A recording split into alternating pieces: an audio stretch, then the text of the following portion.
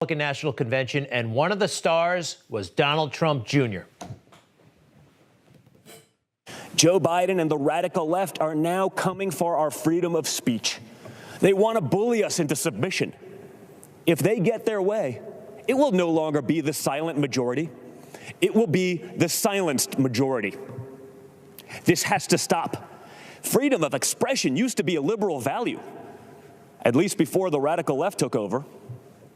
Now the Republican Party is the home of free speech, the place where anyone from any background can speak their mind, and may the best ideas win. Damn. Great stuff. Donald Trump Jr., Executive Vice President for the Trump Organization, son of the 45th President of the United States. Welcome back to Newsmax. Great to see you. How are you? I'm doing well. Yourself, Greg? Pretty good, pretty good. Although, you know, you were not exaggerating.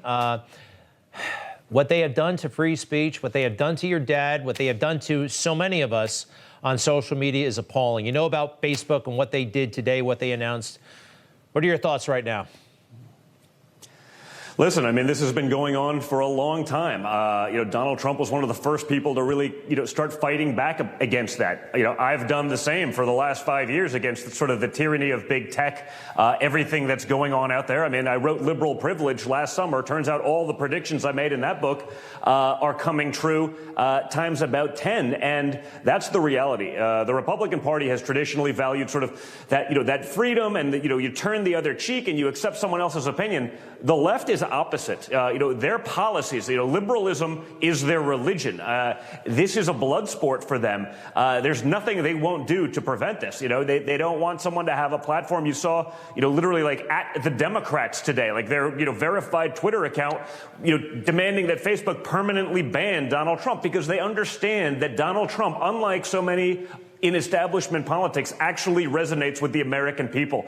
They understand what he means. He's having a conversation with them, not lecturing at them like the Democrats seem to do. They're deathly afraid of that, and that's why they want to silence anyone who has the ability to move the needle, anyone who has the ability to actually get out there and make sense of the stupidity of the Democrat Party platform and especially this administration's platform. It's amazing. He's so good at it. He's a master at it. He's a million times better at it than anybody in the Biden administration. And that's where this is coming from. I firmly believe that. By the way, how does it feel for you to be out of the limelight a little bit? I mean, you're still ultra famous. Your name is Donald Trump. But, you're not being subpoenaed up on Capitol Hill, which, by the way, was pure harassment. We see the situation with Hunter Biden and everybody just kind of, it's all fine. What are you going through right now, the past couple of months? It's been a bit of a transition, I'm sure. Well, somewhat. I mean, you still have a lot of that nonsense, all political, that's playing out, all over the place, sort of the retribution. Let's try to get Trump that way. Honestly, for me, whether I'm a bit of a masochist or not, I don't know, but it doesn't bother me. I mean, I sort of feed off of their hate. When they come at me, when I know that I'm right, when I know that my values are sound, when I know that conservatism and capitalism and the things that we truly espouse, on our side of the table are right, I'm willing to fight for them. Perhaps it's why I've been able to make a little bit of a name for myself within conservatism. Not enough people on our team are willing to engage. They're not willing to fight. They're sort of happy to take the loss and, let's just take the loss and move on, even if we're 100% right. That's not really my style. So for me, not a lot has changed. I'm still engaged in the fight. I'm still out there every day. And, even on some of those platforms, just because, they haven't thrown me off yet, the reality is that's a way to get out there. So, I'm on all those platforms. I'm writing books about it. I'm on TV talking about it. We have to wake up to what's actually going on. This doesn't resemble, in many cases, an America that we all, grew up in and love. And you see those freedoms slipping away on a daily basis. So we have to be engaged. We have to be involved. We can't just sit back and hope that reason will prevail in the Democrat Party, because reason is out the window. Common sense, it's not so common anymore. It barely exists. I love what you're saying, Donald Trump Jr., really. What's your advice to people who are watching? And I'm curious, you are pushing the envelope. You're out there fighting the fight every single day. Do you feel like you're on notice? Are they hassling you, big tech management? Do you get shut down from time to time? Do you get warnings? Because I do know a lot of people are holding back. You know, they just feel like, I can't necessarily say that about November. I can't necessarily say that about January. You know, I'm afraid of the heat. I'm afraid of being deplatformed. Yeah, well, 100%. I mean, I see that all the time. I see that, I'm pretty good at the social game. I understand exactly what's going to happen every time I hit send. And, the amount of sort of fake censorship and the nonsense fact checking, about either opinion or this where, everything's out of context, meaning they can manipulate context to mean whatever the heck they want it to be, even if it's very clear. I mean, I've had, actual video of other people. Well, it's missing context, therefore we're going to ding you. It's like, what's the context? It's on video. It's right there. People can judge for themselves. They don't allow that. So, I've definitely been censored on a lot of these platforms. I've definitely been sort of shut down on a lot of the platforms to an extent. I see sort of my engagement numbers. I see sort of the hits. One platform, it was last week, I had close to 30 million impressions, averaging about 250,000 likes per post, and I had 304 new followers. I have a feeling that's not statistically possible. Right. If they're not actually doing something behind the scenes, manipulating my ability to get reach. They're probably saying, hey, he can reach the people who want to follow him, but no one else will ever see that thing.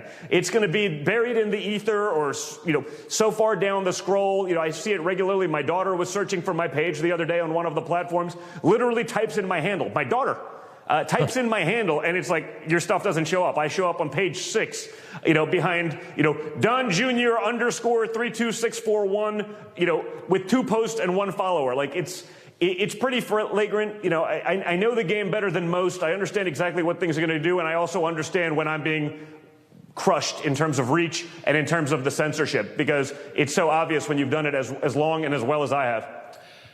Finally, listen, I know you're asked from time to time, hey, your name, people ask about, hey, Donald Trump Jr. for president, would you support him? Your name does come up fairly routinely in those surveys. What are you thinking? If not president, senator, governor, something. Is that something you're looking at? Maybe in time. I think you got to want the job. I like being in the fight. The reality, I think I can do a lot more just being, an outsider, not being beholden to anyone. I think the Republicans often get themselves in trouble, as we've seen with sort of the corporate boycotts these days, when they sort of say, well, I got to be part of that establishment group. I like being an outsider. I can take on who I want, including those on our own side. Like the Rhinos, the Liz Cheneys, the Mitt Romneys, the Kinsingers of the world. I have a great time sort of, not having to follow the decorum that would be required if you're the politician. So, it's an honor that, that I've shown up in some of those things and pretty high on some of those polls. I mean, I take that like it's one of the greatest compliments I could ever receive, frankly, because that's from the American people, the people that my father chose to represent, the hardworking men and women of this country. Those are the people that matter to me, not the establishment politicians. So it's an honor. I'm going to be in the fight one way or the other, but, maybe down the line, you never know. All right, Donald Trump Jr., we appreciate it so much. Please give our best to the family, including the 45th, and take care, all right? Thanks a lot, guys. Be well. All right. Hey, I'm Rob Finnerty. Thanks for watching. If you enjoyed this video, please join the conversation in the comments below. Don't forget to subscribe, too. Hit the bell icon to be alerted to breaking news. And remember, there's a whole lot more on Newsmax TV, America's fastest growing cable news network. Newsmax TV, where real news for real people.